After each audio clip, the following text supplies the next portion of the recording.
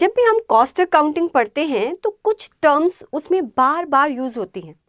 अच्छा, बार बार यूज़ होती हैं ठीक है, लेकिन जो हमारे एग्जामिनेशन में क्वेश्चन होते हैं ना, वो भी इन टर्म्स पे काफ़ी बार पूछे जाते हैं। तो चलिए आज इन्हीं टर्म्स को हम एक एग्जाम्पल के साथ समझते हैं। ये टर्म्स कौन कौन सी हैं?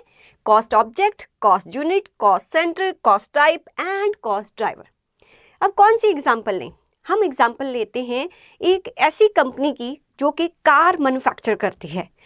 तो यहाँ पर है उस कंपनी का फैक्ट्री, यहाँ पर कार मैन्युफैक्चर की जाती है और कंपनी कौन सी है? टेस्ला।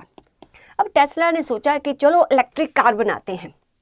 अब उसके लिए उसने फैक्ट्री का सेटअप किया, राइट। इतनी सारी लेबर जो है स्किल्ड अनस्किल्ड जो है हायर की। ओके, बहुत सारा कह लो कि रिसर्च एंड डेवलपमेंट के लिए बहुत सारी अदर टीम्स को हायर किया। बैक एंड ऑफिस है उसका, बहुत सारा मटेरियल की रिक्वायरमेंट है, राइट। तो मीन्स बहुत सारा खर्चा हो रहा है।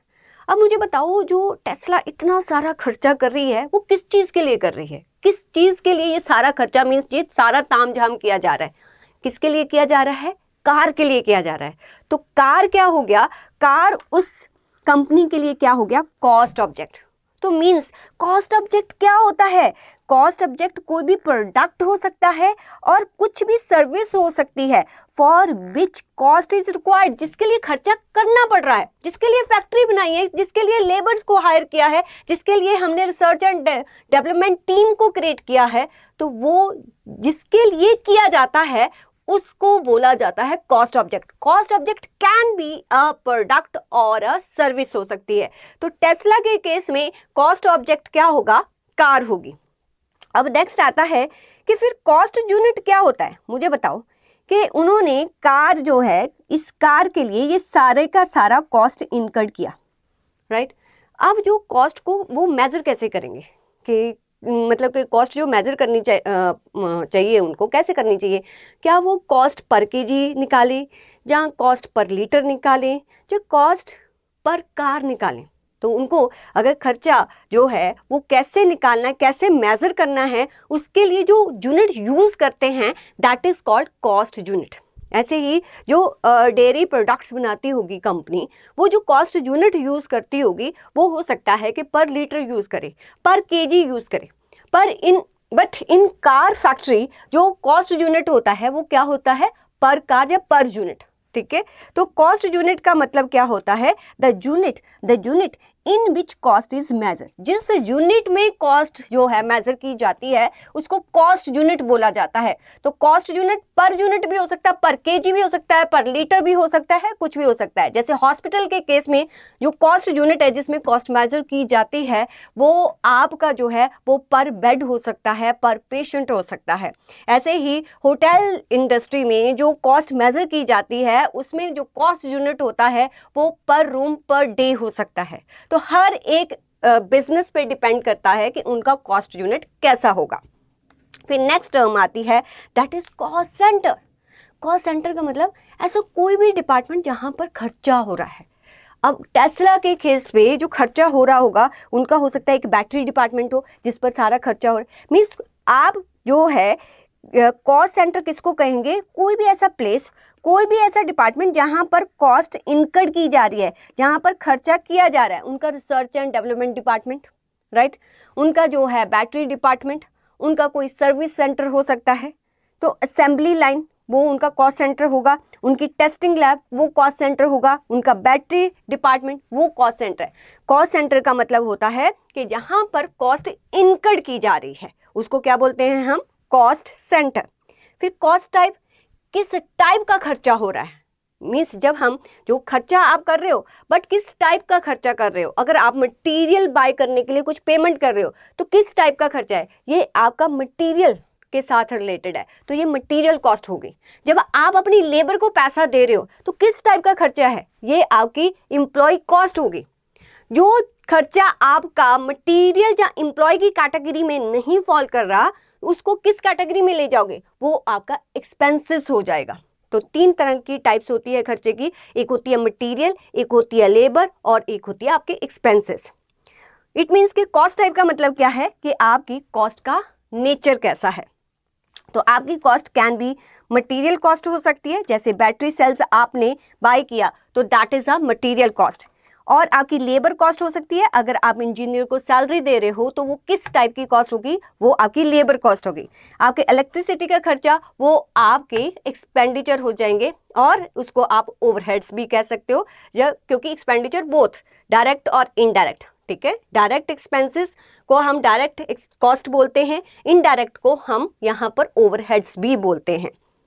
फिर एंड में आ जाता है कॉस्ट ड्राइवर। अब कॉस्ट ड्राइवर होता है जो कि आपके कॉस्ट के इंक्रीज और डिक्रीज होने के पीछे रिस्पॉन्सिबल होते हैं। वो सारे फैक्टर्स जो हैं वो कॉस्ट ड्राइवर्स होते हैं। जैसे एग्जांपल लेते हैं कि जब कार मैन्युफैक्चर होती है तो ऑब्वियसली कार को मैन्युफैक्चर करने से पहले मशीन को सेटअप किया जाता है।